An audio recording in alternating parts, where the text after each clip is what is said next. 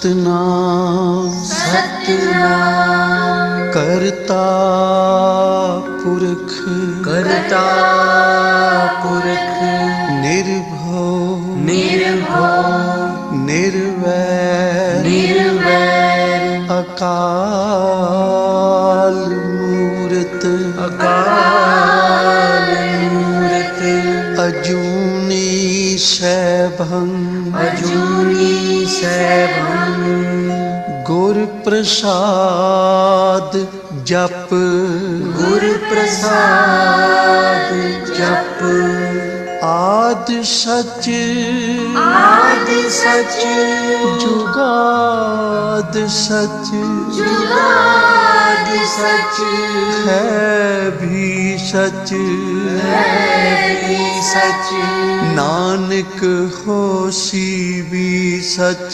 नानक होसी भी सच नानक होसी भी सच नानक होसी भी सच।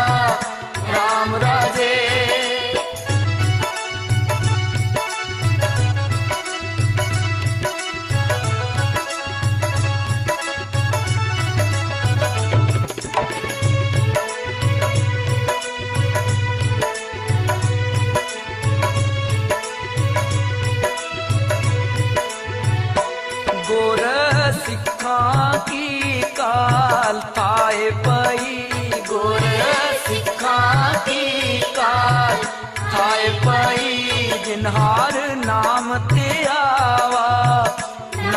ते आवा जिते जाए बहे मेरा सतगुरु सो थान सुहावा राम राजे जिते जाए बहे मेरा सतगुरु सो थान सुहावा राम राजे।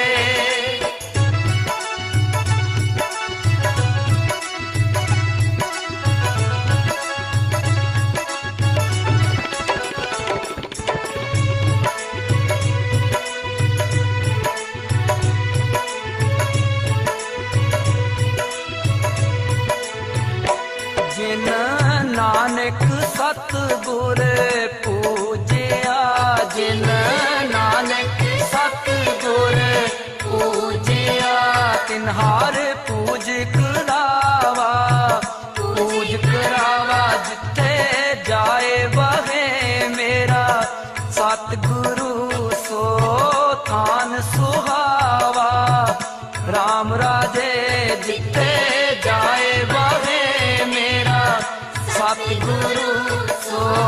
थान सुहावा राम राजे।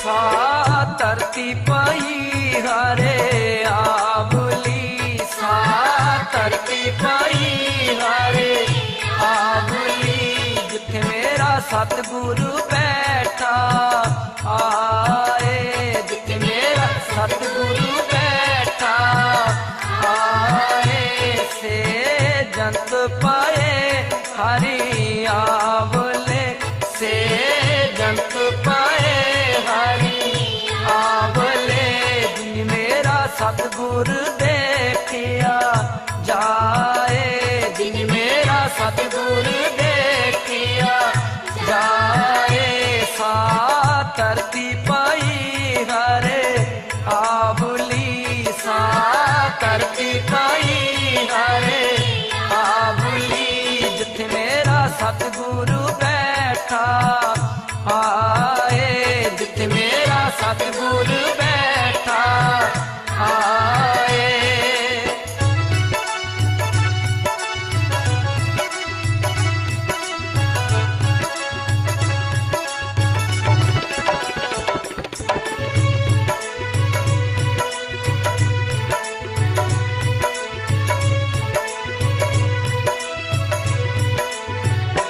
तन तन पिता तन तन कुल, तन तन पिता तन तन कुल, तन तन सो जन्मी जिन गुरु जड़िया माए, तन तन सो जन्मी जिन गुरु जड़िया माए, सा धरती पाई हरे आबली, सा धरती पाई हरे आबली, जिथे मेरा सतगुरु बैठा आए, जिथे मेरा सतगुरु बैठा आए।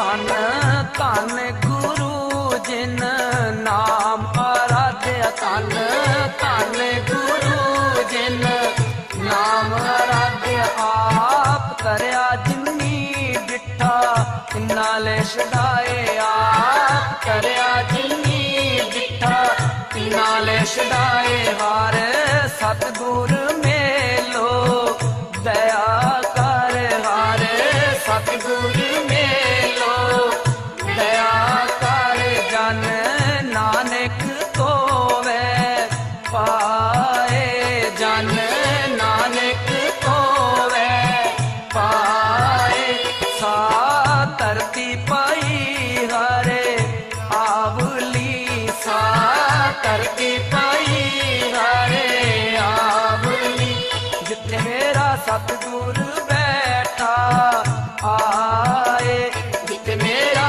सतगुरु बैठा आए, जिथे जाए वहे मेरा सतगुरु, जिथे जाए वहे मेरा सतगुरु, सो थान सुहावा राम राजे, सो थान सुहावा राम राजे।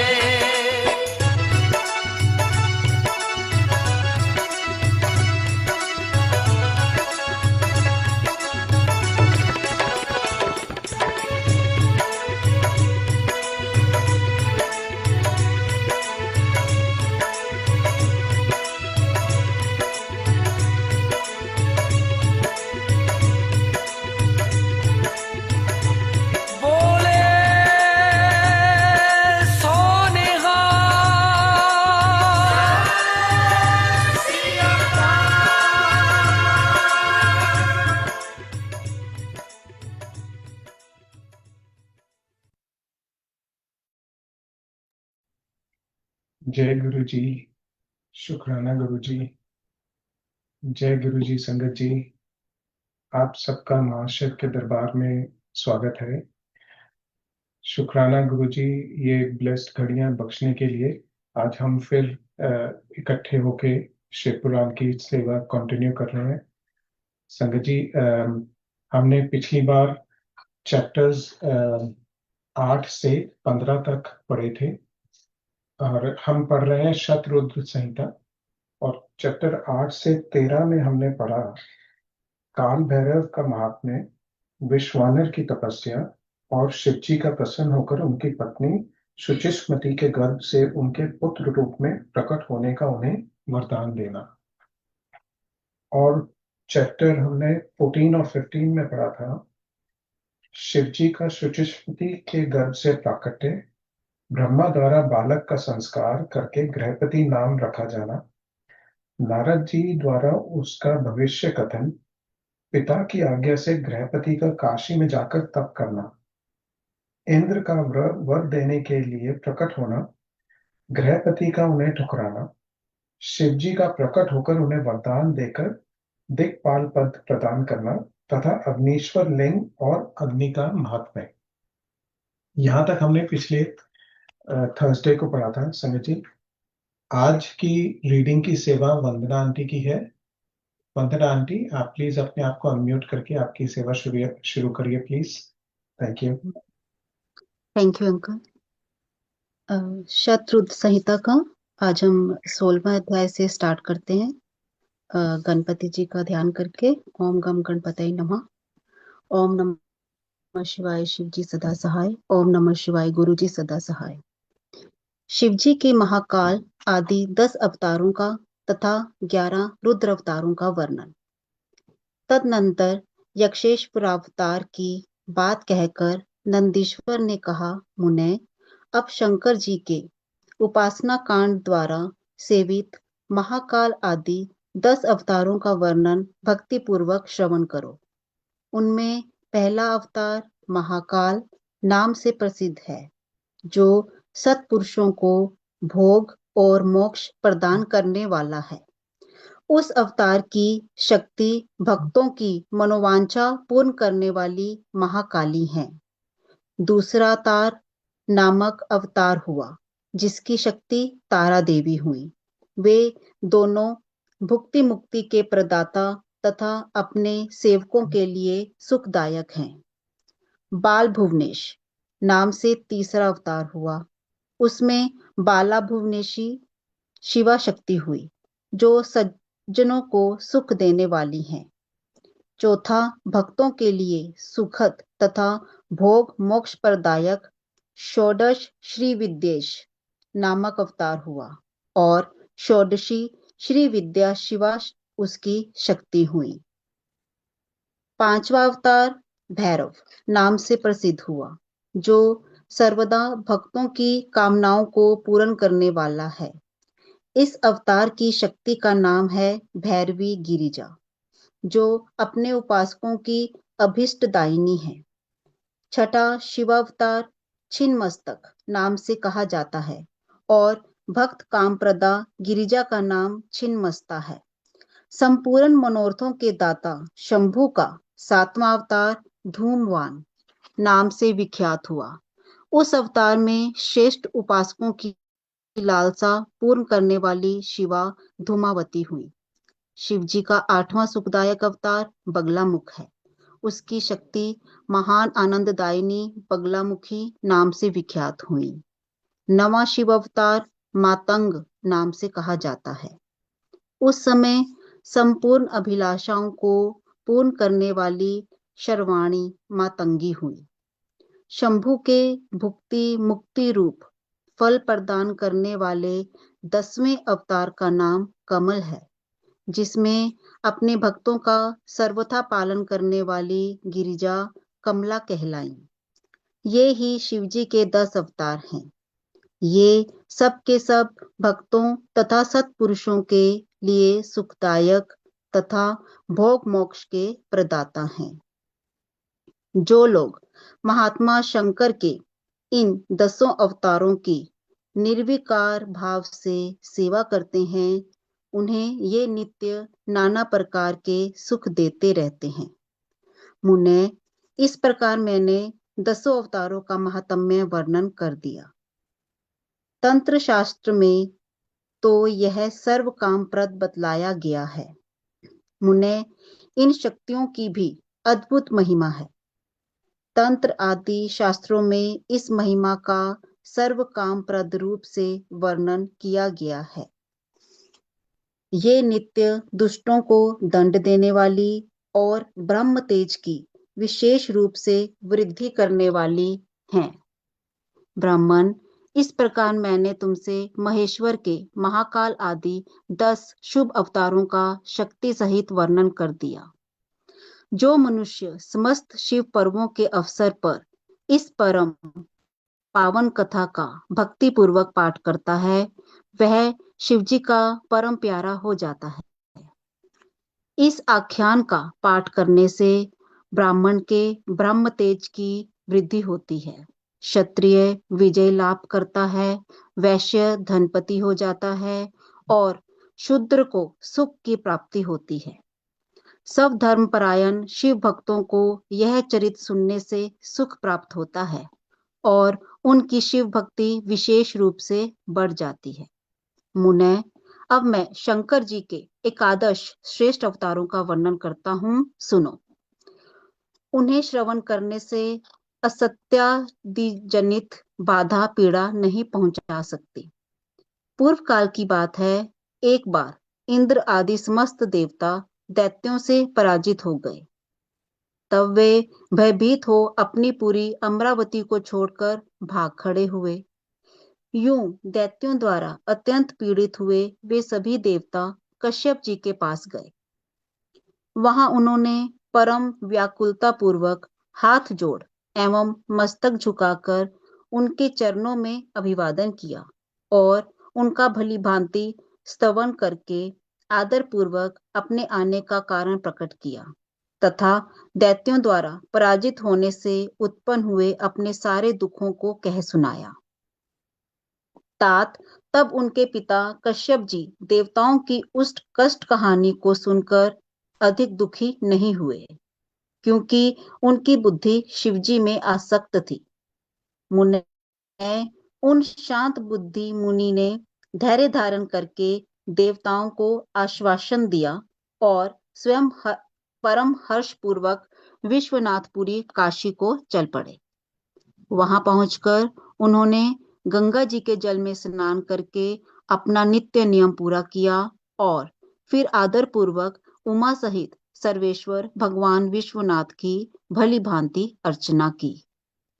तदनंतर शंभु दर्शन के उद्देश्य से एक शिवलिंग की स्थापना करके वे देवताओं के हितार्थ परम प्रसन्नता पूर्वक घोर तप करने लगे।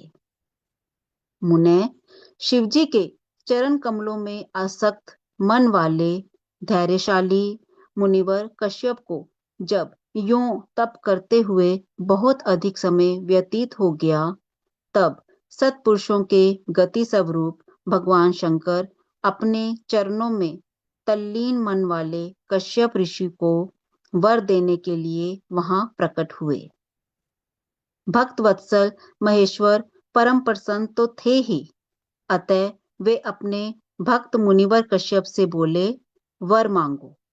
उन महेश्वर को देखते ही प्रसन्न बुद्धि वाले देवताओं के पिता कश्यप जी हर्षमगन हो गए और हाथ जोड़कर उनके चरणों में नमस्कार करके स्तुति करते हुए यूं बोले, महेश्वर, मैं सर्वथा आपका शरणागत हूँ। स्वामीन, देवताओं के दुख का विनाश करके मेरी अभिलाषा पूर्ण कीजिए। देवेश, मैं पुत्रों के दुख से विशेष दुखी हूँ, अतः ईश मुझे सुखी कीजिए, क्योंकि आप देवताओं के सहायक हैं। नाथ, महाबली दैत्यों ने देवताओं और यक्षों को पराजित कर दिया है, इसलिए शंभो, आप मेरे पुत्र रूप से प्रकट होकर देवताओं के लिए आनंददाता बनिए। नंदीश्वर जी कहते हैं, मुने, कश्यप जी के ऐसा कहने पर सर्वेश्वर भगवान शंकर उनसे तथैति ऐसा ही होगा यो कहकर उनके सामने वहीं अंतर्ध्यान हो गए। तब कश्यप भी महान आनंद के साथ तुरंत ही अपने स्थान को लौट गए। वहां उन्होंने वह सारा वृतांत आदर पूर्वक देवताओं से कह सुनाया। तदनंतर भगवान शंकर अपना वचन सत्य करने के लिए कश्यप द्वारा सुरभि के पेट से 11 रूप धारण करके प्रकट हुए। उस समय महान उत्सव मनाया गया। सारा जगत शिवमय हो गया। कश्यप मुनि के साथ साथ सभी देवता हर्ष विभोर हो गए। उनके नाम रखे गए कपाली, पिंगल, भीम, विरूपाक्ष, विलोहित, शास्ता, अजपाद, अहिर्बुधन्य, शंभु, चंड तथा भव। ये 11 रुद्र सुरभि के पुत्र कहलाते हैं। ये सुख के आवास स्थान हैं तथा देवताओं की कार्य सिद्धि के लिए शिव रूप से उत्पन्न हुए। ये कश्यप नंदन वीरवर रुद्र महान बल पराक्रम संपन्न थे। इन्होंने संग्राम में देवताओं की सहायता करके दैत्यों का संहार कर डाला। इन्हीं रुद्रों की कृपा से इंद्र आदि देवगण दैत्यों को जीतकर निर्भय हो गए। उनका मन स्वस्थ हो गया और वे अपना अपना राज्यकार संभालने लगे। अब भी शिव स्वरूपधारी वे सभी महारुद्र देवताओं की रक्षा के लिए सदा स्वर्ग में विराजमान रहते हैं। तात, इस प्रकार मैंने तुमसे शंकर जी के 11 रुद्र अवतारों का वर्णन कर दिया। ये सभी समस्त लोगों के लिए सुखदायक हैं। यह निर्मल आख्यान संपूर्ण पापों का विनाशक, धन, यश और आयु का प्रदाता तथा संपूर्ण मनोरथों को पूर्ण करने वाला है। अध्याय 16, 17, 18 समाप्त। अध्याय 19 प्रारंभ। शिवजी के दुर्वासा अवतार तथा हनुमत अवतार का वर्णन। नंदीश्वर जी कहते हैं, महामुने, अब तुम शंभु के एक दूसरे चरित्र को, जिसमें शंकर जी धर्म के लिए दुर्वासा होकर प्रकट हुए थे, प्रेम पूर्वक श्रवण करो। अनसुया के पति ब्रह्मावेता तपस्वी अत्रि ने ब्रह्मा जी के निर्देशानुसार पत्नी सहित ऋक्षकुल पर्वत पर जाकर पुत्र कामना से घोर तप किया। उनके तप से प्रसन्न होकर ब्रह्मा, विष्णु और महेश्वर तीनों उनके आश्रम पर गए। उन्होंने कहा कि हम तीनों संसार के ईश्वर हैं। हमारे अंश से तुम्हारे 3 पुत्र होंगे, जो त्रिलोकी में विख्यात तथा माता पिता का यश बढ़ाने वाले होंगे। यूं कहकर वे चले गए। ब्रह्मा जी के अंश से चंद्रमा हुए, जो देवताओं के समुद्र में डाले जाने पर समुद्र से प्रकट हुए। विष्णु के अंश से श्रेष्ठ संन्यास पद्धति को प्रचलित करने वाले दत्त उत्पन्न हुए और रुद्र के अंश से मुनिवर दुर्वासा ने जन्म लिया। इन दुर्वासा ने महाराज अम्बरीश की परीक्षा की थी। जब सुदर्शन चक्र ने इनका पीछा किया, तब शिवजी के आदेश से अम्बरीश के द्वारा प्रार्थना करने पर चक्र शांत हुआ। इन्होंने भगवान राम की परीक्षा की। काल ने मुनि का वेश धारण करके श्री राम के साथ यह शर्त की थी कि मेरे साथ बात करते समय श्री राम के पास कोई ना आए। जो आएगा उसका निर्वासन कर दिया जाएगा। दुर्वासा जी ने हट करके लक्ष्मण को भेजा। तब श्री राम ने तुरंत लक्ष्मण का त्याग कर दिया। इन्होंने भगवान श्री कृष्ण की परीक्षा की और उनको श्री रुक्मिणी सहित रथ में जोता। इस प्रकार दुर्वासा मुनि ने अनेक विचित्र चरित्र किए। मुने, अब इसके बाद तुम हनुमान जी का चरित्र श्रवण करो। हनुमत रूप से शिवजी ने बड़ी उत्तम लीलाएं की हैं। विप्रवर, इसी रूप से महेश्वर ने भगवान राम का परम हित किया था। वह सारा चरित्र सब प्रकार के सुखों का दाता है, और तुम प्रेम पूर्वक सुनो। एक समय की बात है जब अत्यंत अद्भुत लीला करने वाले गुणशाली भगवान शंभु को विष्णु के मोहिनी रूप का दर्शन प्राप्त हुआ, तब वे कामदेव के बाणों से आहत हुए की तरह क्षुब्ध हो उठे। उस समय उन परमेश्वर ने राम कार्य की सिद्धि के लिए अपना वीर्यपात किया। तब सप्तऋषियों ने उस वीर्य को पत्र पुटक में स्थापित कर लिया, क्योंकि शिवजी ने ही राम कार्य के लिए आदर पूर्वक उनके मन में प्रेरणा की थी। तत्पश्चात उन महर्षियों ने शंभु के उस वीर्य को राम कार्य की सिद्धि के लिए गौतम कन्या अंजनी में कान के रास्ते स्थापित कर दिया। तब समय आने पर उस गर्भ से शंभु महान बल पराक्रम संपन्न वानर शरीर धारण करके उत्पन्न हुए। उनका नाम हनुमान रखा गया। महाबली कपीश्वर हनुमान जब शिशु ही थे, उसी समय उदय होते हुए सूर्य बिंब को छोटा सा फल समझकर तुरंत ही निगल गए।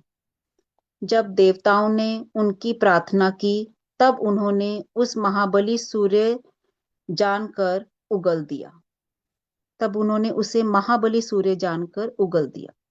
तब देव ऋषियों ने उन्हें शिव का अवतार माना और बहुत सा वरदान दिया। तदनंतर हनुमान अत्यंत हर्षित होकर अपनी माता के पास गए और उन्होंने यह सारा वृतांत आदर पूर्वक कह सुनाया। फिर माता की आज्ञा से धीर वीर कपि हनुमान ने नित्य सूर्य के निकट जाकर उनसे अनायास ही सारी विद्याएं सीख लीं।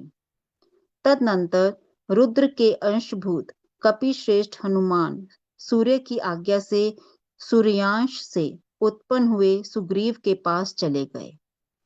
इसके लिए उन्हें अपनी माता से भी अनुज्ञा मिल चुकी थी। तदनंतर नंदीश्वर ने भगवान राम का संपूर्ण चरित्र संक्षेप से वर्णन करके कहा, मुने, इस प्रकार कपिश्रेष्ठ हनुमान ने सब तरह से श्री राम का कार्य पूरा किया, नाना प्रकार की लीलाएं की, असुरों का मान मर्दन किया, भूतल पर राम भक्ति की स्थापना की और स्वयं भक्ताग्रगण्य होकर सीताराम को सुख प्रदान किया। वे रुद्रावतार ऐश्वर्यशाली हनुमान, लक्ष्मण के प्राणदाता, संपूर्ण देवताओं के गर्भहारी और भक्तों का उद्धार करने वाले हैं। महावीर हनुमान सदा राम कार्य में तत्पर रहने वाले, लोक में रामदूत नाम से विख्यात दैत्यों के संहारक और भक्त वत्सल हैं। तात इस प्रकार मैंने हनुमान जी का श्रेष्ठ चरित्र, जो धन, कीर्ति और आयु का वर्धक तथा संपूर्ण अभीष्ट फलों का दाता है, तुमसे वर्णन कर दिया। जो मनुष्य इस चरित्र को भक्ति पूर्वक सुनता है अथवा समाहित चित्त से दूसरे को सुनाता है, वह इस लोक में संपूर्ण भोगों को भोग कर अंत में परम मोक्ष को प्राप्त कर लेता है। अध्याय 19 और 20 समाप्त। अध्याय 21 प्रारंभ। शिवजी के पिप्पलाद अवतार के प्रसंग में देवताओं की दतीची मुनि से अस्थि याचना, दतीची का शरीर त्याग, वज निर्माण तथा उसके द्वारा वृत्रासुर का वध, सुरवचा का देवताओं को शाप, पिप्पलाद का जन्म और उनका विस्तृत वृत्तांत। तदनंतर महेशावतार तथा वृषेशावतार का चरित्र सुनाकर नंदीश्वर ने कहा, महाबुद्धिमान संत कुमार जी, अब तुम अत्यंत आह्लाद पूर्वक महेश्वर के पिप्पलाद नामक परमोत्कृष्ट अवतार का वर्णन श्रवण करो। यह उत्तम आख्यान भक्ति की वृद्धि करने वाला है। मुनीश्वर, एक समय दैत्यों ने वृत्रासुर की सहायता से इंद्र आदि समस्त देवताओं को पराजित कर दिया।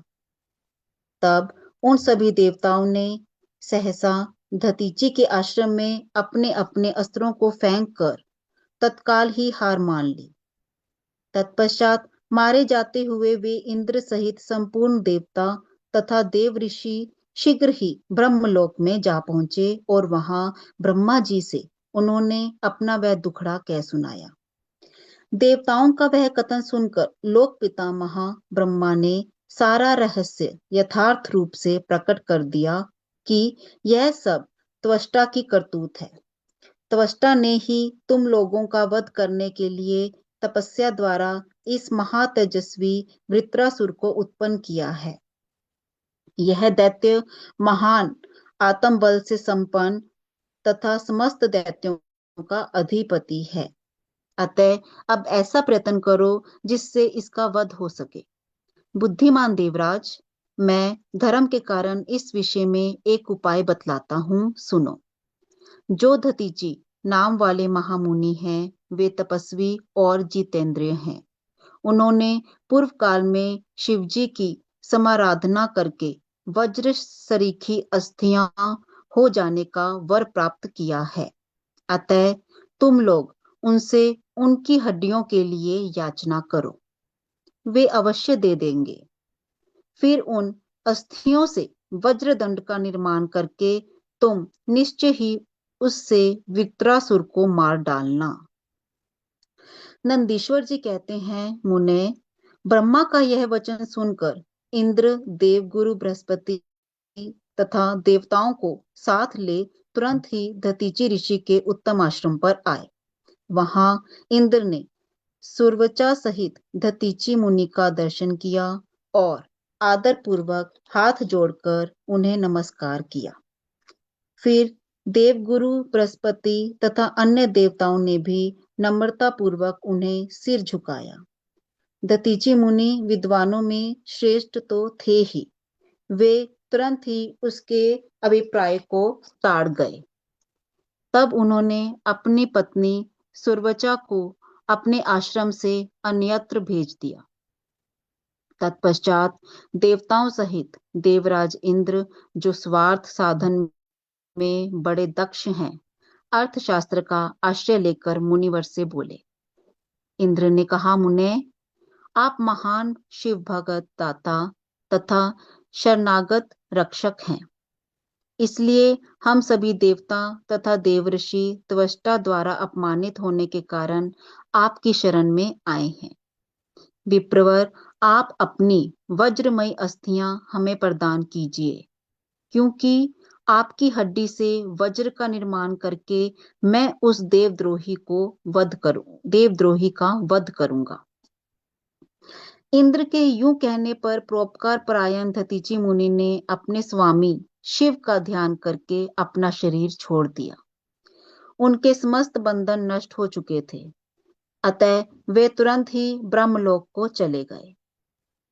उस समय वहां पुष्पों की वर्षा होने लगी और सभी लोग आश्चर्यचकित हो गए।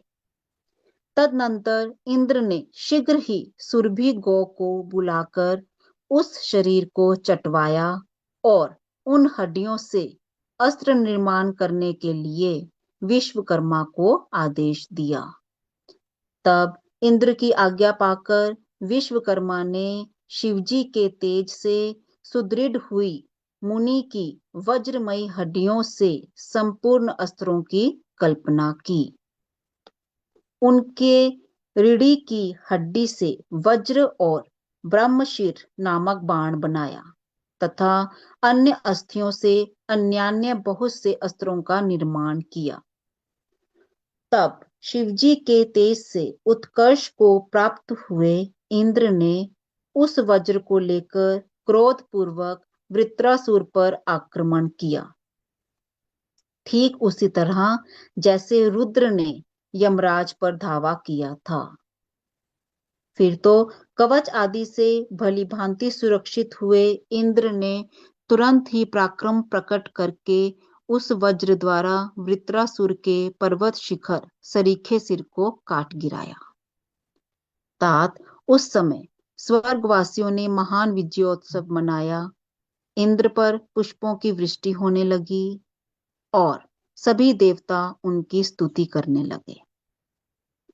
तदनंतर महान आत्मबल से संपन्न दधीचि मुनि की पतिव्रता पत्नी सुरवचा पति के आज्ञानुसार अपने आश्रम के भीतर गई। वहां देवताओं के लिए पति को मरा हुआ जानकर वह देवताओं को शाप देते हुए बोली। सुवर्चा ने कहा, अहो इंद्र सहित ये सभी देवता बड़े दुष्ट हैं और अपना कार्य सिद्ध करने में निपुण, मूर्ख तथा लोभी हैं। इसलिए ये सब के सब आज से मेरे शाप से पशु हो जाएं। इस प्रकार उस तपस्वी मुनि पत्नी सुवर्चा ने उन इंद्र आदि समस्त देवताओं को शाप दे दिया। तत्पश्चात उस पतिव्रता ने पतिलोक में जाने का विचार किया। फिर तो मनस्विनी सुवर्चा ने परम पवित्र लकड़ियों द्वारा एक चिता तैयार की। उसी समय शंकर जी की प्रेरणा से सुखदायिनी आकाशवाणी हुई। वह उस मुनि पत्नी सुवर्चा को आश्वासन देती हुई बोली, आकाशवाणी ने कहा, प्राज्ञ ऐसा साहस मत करो, मेरी उत्तम बात सुनो। देवी, तुम्हारे उदर में मुनि का तेज वर्तमान है, तुम उसे यत्न पूर्वक उत्पन्न करो। पीछे तुम्हारी जैसी इच्छा हो वैसा करना, क्योंकि शास्त्र का ऐसा आदेश है कि गर्भवती को अपना शरीर नहीं जलाना चाहिए, अर्थात सती नहीं होना चाहिए। नंदीश्वर जी कहते हैं, मुनीश्वर, यूं कहकर वे आकाशवाणी उपराम हो गई। उसे सुनकर वह मुनि पत्नी क्षण भर के लिए विस्मय में पड़ गई, परंतु उस सती साध्वी सुवर्चा को तो पतिलोक की प्राप्ति ही अभिष्ट थी। अतः उसने बैठकर पत्थर से अपने उदर को विदीर्ण कर डाला। तब उसके पेट से मुनिवर दधीचि का वह गर्भ बाहर निकल आया। उसका शरीर परम दिव्य और प्रकाशमान था तथा वह अपनी प्रभा से दसों दिशाओं को उद्भासित कर रहा था। तात दधीचि के उत्तम तेज से प्रादुर्भूत हुआ वह गर्भ अपनी लीला करने में समर्थ साक्षात रुद्र का अवतार था। मुनि प्रिया सुरवचा ने दिव्य स्वरूपधारी अपने उस पुत्र को देखकर मन ही मन समझ लिया कि यह रुद्र का अवतार है। फिर तो वह महासाध्वी परमानंद मगन हो गई और शीघ्र ही उसे नमस्कार करके उसकी स्तुति करने लगी। मुनीश्वर, उसने उस स्वरूप को अपने हृदय में धारण कर लिया। तदनंतर पतिलोक की कामना वाली विमलेक्षणा माता सुरवचा मुस्कुराकर अपने उस पुत्र से परम स्नेह पूर्वक बोली। सुवर्चा ने कहा, तात परमेशान, तुम इस अश्वत्थ वृक्ष के निकट चिरकाल तक स्थित रहो। महाभाग, तुम समस्त प्राणियों के लिए सुखदाता हो और अब मुझे प्रेम पूर्वक पतिलोक में जाने के लिए आज्ञा दो। वहां पति के साथ रहती हुई मैं रुद्र रूपधारी तुम्हारा ध्यान करती रहूंगी। नंदीश्वर जी कहते हैं, मुने, साध्वी सुवर्चा ने अपने पुत्र से यूं कहकर परम समाधि द्वारा पति का ही अनुगमन किया।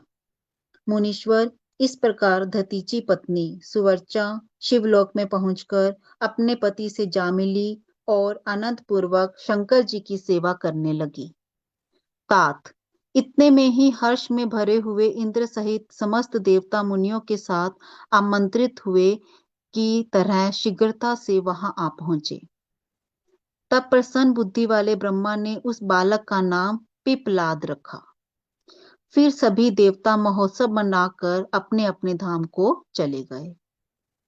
तदनंतर महान ऐश्वर्यशाली रुद्रावतार पिप्पलाद उसी अश्वत्थ के नीचे लोगों की हित कामना से चिरकालिक तप में प्रवृत्त हुए। लोकाचार का अनुसरण करने वाले पिप्पलाद का यो तपस्या करते हुए बहुत बड़ा समय व्यतीत हो गया।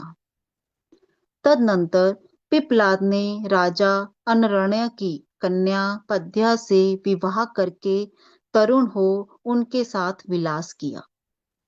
उन मुनि के 10 पुत्र उत्पन्न हुए, जो सब के सब पिता के ही समान महात्मा और उग्र तपस्वी थे। वे अपनी माता पद्या के सुख की वृद्धि करने वाले हुए। इस प्रकार महाप्रभु शंकर के लीलावतार मुनिवर पिप्पलाद ने महान ऐश्वर्यशाली तथा नाना प्रकार की लीलाएं की।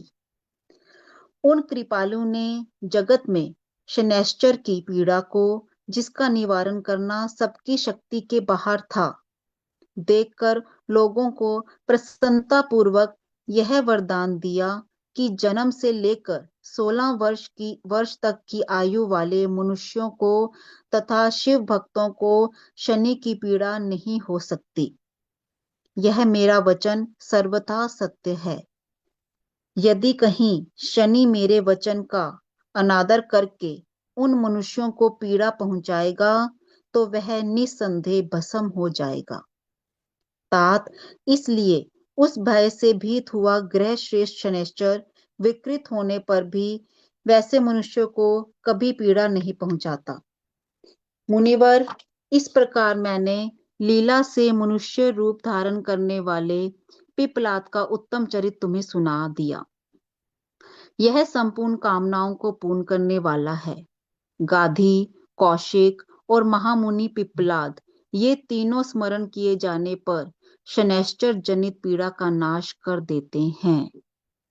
वे मुनिवर दधीची, जो परम ज्ञानी सत्पुरुषों के प्रिय तथा महान शिव भगत थे, धन्य हैं, जिनके यहाँ स्वयं आत्मज्ञानी महेश्वर पिप्पलाद नामक पुत्र होकर उत्पन्न हुए।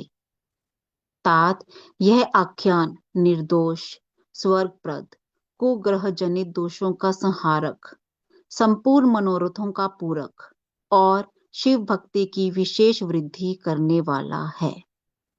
अध्याय 21 से 25 समाप्त। अध्याय 26 प्रारंभ। भगवान शिव के द्विजेश्वरावतार की कथा, राजा भद्रायु तथा रानी कीर्तिमालिनी की धार्मिक दृढ़ता की परीक्षा। तदनंतर वैश्यनाथ अवतार का वर्णन करके नंदीश्वर ने द्विजेश्वर अवतार का प्रसंग चलाया। वे बोले, तात, पहले जिन नृपश्रेष्ठ भद्रायु का परिचय दिया गया था और जिन पर भगवान शिव ने ऋषभ रूप से अनुग्रह किया था, उन्हीं नरेश के धर्म की परीक्षा लेने के लिए वे भगवान फिर द्विजेश्वर रूप से प्रकट हुए थे। ऋषभ के प्रभाव से रणभूमि में शत्रुओं पर विजय पाकर शक्तिशाली राजकुमार भद्रायु जब राज्य सिंहासन पर आरूढ़ हुए, तब राजा चंद्रांगद तथा रानी सीमंतनी की बेटी सती साध्वी कीर्तिमालिनी के साथ उनका विवाह हुआ। किसी समय राजा भद्रायु ने अपनी धर्म पत्नी के साथ वसंत ऋतु में वन विहार करने के लिए एक गहन वन में प्रवेश किया। उनकी पत्नी शरणागत जनों का पालन करने वाली थी। राजा का भी ऐसा ही नियम था। उन राज दंपति की धर्म में कितनी दृढ़ता है, इसकी परीक्षा के लिए पार्वती सहित भगवान शिव ने एक लीला रची। शिवा और शिव उस वन में ब्राह्मणी और ब्राह्मण के रूप में प्रकट हुए। उन दोनों ने लीला पूर्वक एक मायामय व्याघ्र का निर्माण किया। वे दोनों भय से विवल हो व्याघ्र से थोड़ी ही दूर आगे रोते चिल्लाते भागने लगे और व्याघ्र उनका पीछा करने लगा। राजा ने उन्हें इस अवस्था में देखा। वे ब्राह्मण दंपति भी भय से विवल हो महाराज की शरण में गए और इस प्रकार बोले। ब्राह्मण दंपति ने कहा, महाराज, हमारी रक्षा कीजिए, रक्षा कीजिए। वह व्याघ्र हम दोनों को खा जाने के लिए आ रहा है। समस्त प्राणियों को काल के समान भय देने वाले यह हिंसक प्राणी हमें अपना आहार बनाए, इसके पूर्व ही आप हम दोनों को बचा लीजिए। उन दोनों का यह करुण क्रंदन सुनकर महावीर राजन ने ज्यों ही धनुष उठाया, त्यों ही वह व्याघ्र उनके निकट आ पहुंचा। उसने ब्राह्मणी को पकड़ लिया। वह बेचारी हा नाथ, हा नाथ, हा प्राण वल्लभ, हा शंभो, हा जगत गुरु इत्यादि कहकर रोने और विलाप करने लगी। व्याघ्र बड़ा भयानक था। उसने ज्यों ही ब्राह्मणी को अपना ग्रास बनाने की चेष्टा की, त्यों ही भद्रायु ने तीखे बाणों से उसके मर्म में आघात किया, परंतु उन बाणों से उस महाबली व्याघ्र को तनिक भी व्यथा नहीं हुई। वह ब्राह्मणी को बलपूर्वक घसीटता हुआ तत्काल दूर निकल गया। अपनी पत्नी को बाघ के पंजे में पड़ी देख ब्राह्मण को बड़ा दुख हुआ और वह बारंबार रोने लगा। देर तक रोकर उसने राजा भद्रायु से कहा, राजन, तुम्हारे वे बड़े बड़े अस्त्र कहाँ हैं? दुखियों की रक्षा करने वाले तुम्हारा विशाल धनुष कहाँ है? सुना था तुम में 12,000 बड़े बड़े हाथियों का बल है। वह क्या हुआ? तुम्हारे शंख, खड़ग तथा मंत्रास्त्र विद्या से क्या लाभ हुआ? दूसरों को क्षीण होने से बचाना क्षत्रिय का परम धर्म है। धर्मज्ञ राजा अपना धन और प्राण देकर भी शरण में आए हुए दीन दुखियों की रक्षा करते हैं। जो पीड़ितों की प्राण रक्षा नहीं कर सकते, ऐसे लोगों के लिए तो जीने की अपेक्षा मर जाना ही अच्छा है। इस प्रकार ब्राह्मण का विलाप और उसके मुख से अपने पराक्रम की निंदा सुनकर राजा ने शोक से मन ही मन इस प्रकार विचार किया, अहो, आज भाग्य के उलटफेर से मेरा पराक्रम नष्ट हो गया, मेरे धर्म का भी नाश हो गया। अतः अब मेरी संपदा, राज्य और आयु का भी निश्चय ही नाश हो जाएगा। यूं विचार कर राजा भद्रायु ब्राह्मण के चरणों में गिर पड़े और उसे धीरज बंधाते हुए बोले, ब्राह्मण, मेरा पराक्रम नष्ट हो गया है। महामते, मुझ क्षत्रिय धर्म पर कृपा करके शोक छोड़ दीजिए। मैं आपको मनवांछित पदार्थ दूंगा। यह राज्य, यह रानी और मेरा यह शरीर सब कुछ आपके अधीन है। बोलिए, आप क्या चाहते हैं? ब्राह्मण बोले, राजन, अंधे को दर्पण से क्या काम? जो भिक्षा मांगकर जीवन निर्वाह करता हो, वह बहुत से घर लेकर क्या करेगा? जो मूर्ख है, उसे पुस्तक से क्या काम? तथा जिसके पास स्त्री नहीं है, वह धन लेकर क्या करेगा? मेरी पत्नी चली गई। मैंने कभी काम सुख का उपभोग नहीं किया, अतः काम भोग के लिए आप अपनी इस बड़ी रानी को मुझे दे दीजिए। राजा ने कहा, ब्राह्मण, क्या यही तुम्हारा धर्म है? क्या तुम्हें गुरु ने यही उपदेश किया है? क्या तुम नहीं जानते कि पराई स्त्री का स्पर्श स्वर्ग एवं सुयश की हानि करने वाला है? पर स्त्री के उपभोग से जो पाप कमाया जाता है, उसे सैकड़ों प्रायश्चितों द्वारा भी धोया नहीं जा सकता। ब्राह्मण बोले, राजन, मैं अपनी तपस्या से भयंकर ब्रह्म हत्या और मदिरा पान जैसे पाप का भी नाश कर डालूंगा।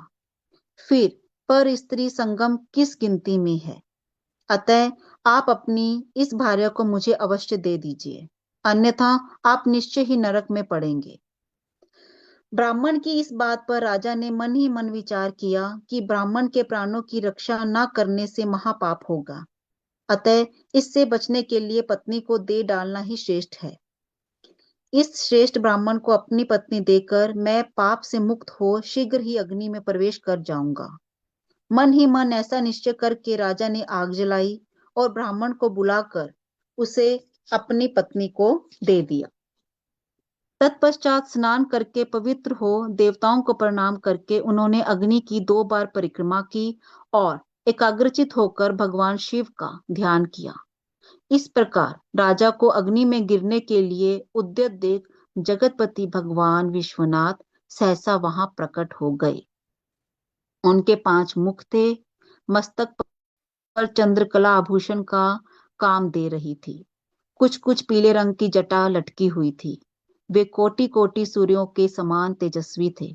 हाथों में त्रिशूल, खटवांग, कुठार, ढाल, मृग, अभय, वरद और पिनाक धारण किए बैल की पीठ पर बैठे हुए भगवान नीलकंठ को राजा ने अपने सामने प्रत्यक्ष देखा। उनके दर्शन जनित आनंद से युक्त हो राजा भद्रायु ने हाथ जोड़कर स्तवन किया। राजा की स्तुति करने पर पार्वती के साथ प्रसन्न हुए महेश्वर ने कहा, राजन, तुमने किसी अन्य का चिंतन न करके जो सदा सर्वदा मेरा पूजन किया है, तुम्हारी इस भक्ति के कारण और तुम्हारे द्वारा की हुई इस पवित्र स्तुति को सुनकर मैं बहुत प्रसन्न हुआ हूँ। तुम्हारे भक्ति भाव की परीक्षा के लिए मैं स्वयं ब्राह्मण बनकर आया था। जिसे व्याघ्र ने ग्रस लिया था वह ब्राह्मणी और कोई नहीं, ये गिरिराज नंदिनी उमा देवी ही थी। तुम्हारे बाण मारने से भी जिसके शरीर को चोट नहीं पहुंची वह व्याघ्र माया निर्मित था। तुम्हारे धैर्य को देखने के लिए ही मैंने तुम्हारी पत्नी को मांगा था। इस कीर्ति मालिनी की और तुम्हारी भक्ति से मैं संतुष्ट हूँ। तुम कोई दुर्लभ वर मांगो, मैं उसे दूंगा। राजा बोले, देव, आप साक्षात परमेश्वर हैं। आपने सांसारिक ताप से घिरे हुए मुझ अधम को जो प्रत्यक्ष दर्शन दिया है, यही मेरे लिए महान वर है। देव, आप वरदाताओं में श्रेष्ठ हैं। आपसे मैं दूसरा कोई वर नहीं मांगता। मेरी यही इच्छा है कि मैं, मेरी रानी, मेरे माता पिता, पद्याकर वैश्य और उसके पुत्र सुनय, इन सब को आप अपना पार्श्ववर्ती सेवक बना लीजिए। तत्पश्चात रानी कीर्तिमालिनी ने प्रणाम करके अपनी भक्ति से भगवान शंकर को प्रसन्न किया और यह उत्तम वर मांगा, महादेव, मेरे पिता चंद्रांगद और माता सीमंतनी, इन दोनों को भी आपके समीप निवास प्राप्त हो। भक्त वत्सल भगवान गौरीपति ने प्रसन्न होकर एव मस्तु कहा और दोनों पति पत्नी को इच्छानुसार वर देकर वे क्षण भर में अंतर्ध्यान हो गए। इधर राजा ने भगवान शंकर का प्रसाद प्राप्त करके रानी कीर्तिमालिनी के साथ प्रिय विषयों का उपभोग किया और 10,000 वर्षों तक राज्य करने के पश्चात अपने पुत्रों को राज्य देकर उन्होंने शिवजी के परम पद को प्राप्त किया। राजा और रानी दोनों ही भक्ति पूर्वक महादेव जी की पूजा करके भगवान शिव के धाम को प्राप्त हुए। यह परम पवित्र, पापनाशक एवं अत्यंत गोपनीय भगवान शिव का विचित्र गुणानुवाद जो विद्वानों को सुनाता है अथवा स्वयं भी शुद्ध चित्त होकर पढ़ता है, वह इस लोक में भोग ऐश्वर्य को प्राप्त कर अंत में भगवान शिव को प्राप्त होता है। अध्याय 26 और 27 समाप्त। ओम नमः शिवाय। शिवजी सदा सहाय। ओम नमः शिवाय। गुरु जी सदा सहाय। फुल चुप माफ संगत जी, चुप माफ Guru ji. Over to you uncle. Thank you.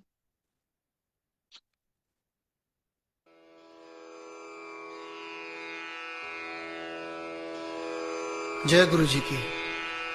अब हम मंत्र जाप करेंगे।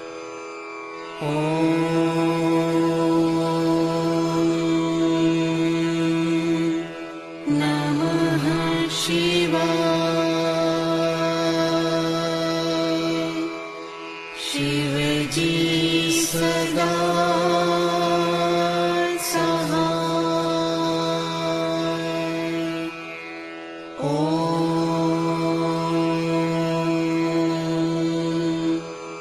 नमः शिवाय।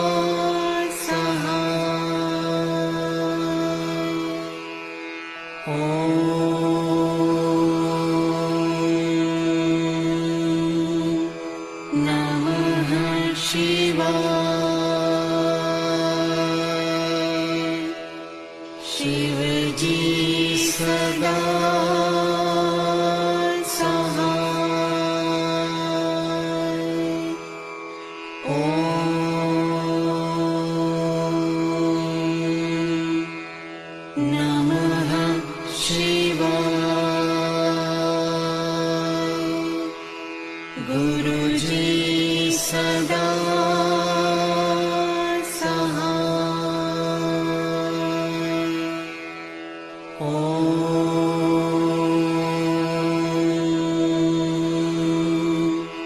नमः शिवाय। शिव जी सदा सहाय। ओम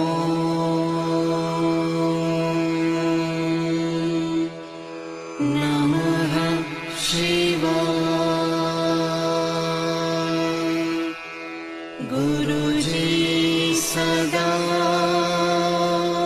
सहाय।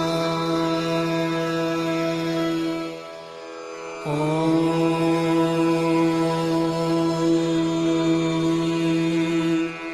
नमः शिवाय। शिव जी सदा सहाय। ओम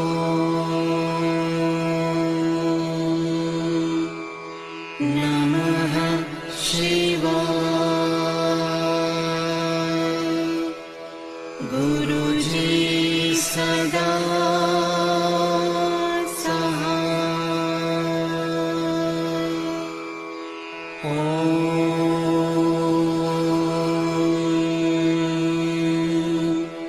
नमः शिवाय।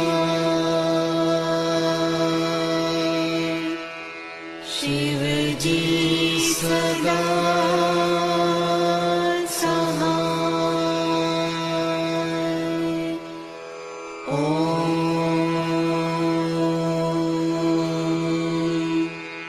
नमः शिवाय।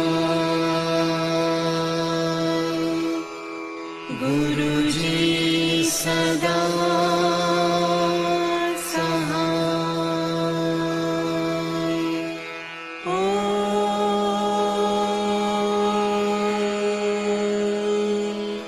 नमः शिवाय।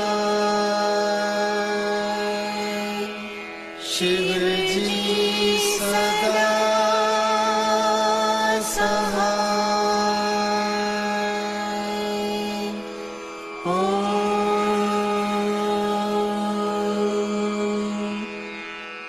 नमः शिवाय। गुरु जी सदा सहाय।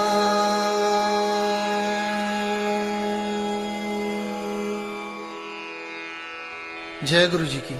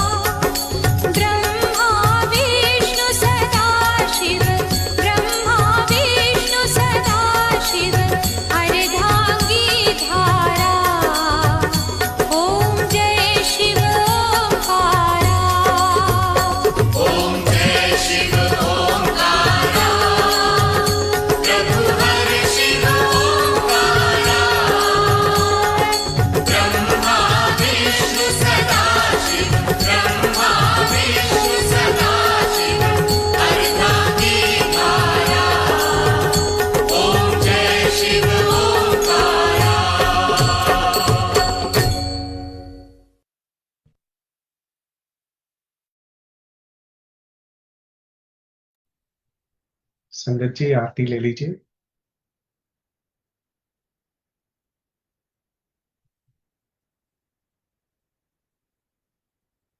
जय गुरु जी, शुक्राना गुरु जी, आज फिर से ये ब्लेस्ड घड़ियां बख्शने के लिए और हम सबको एक साथ बिठाकर आपके उन सभी चरित्रों के बारे में जानने के लिए जिनसे आपकी महिमा के बारे में हमें थोड़ा सा कुछ पता चलता है।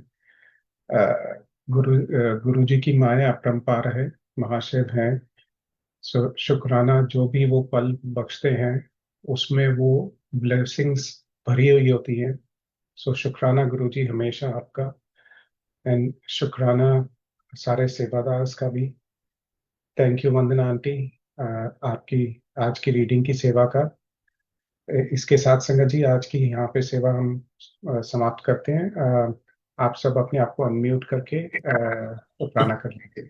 जय गुरु जी। जय गुरु जी, जय गुरु जी, शुक्राना। जय गुरु जी, जय शुक्राना गुरु जी। शुक्राना गुरु जी। जय गुरु जी, शुक्राना गुरु जी। थैंक यू महाराज। जय गुरु जी, शुक्राना।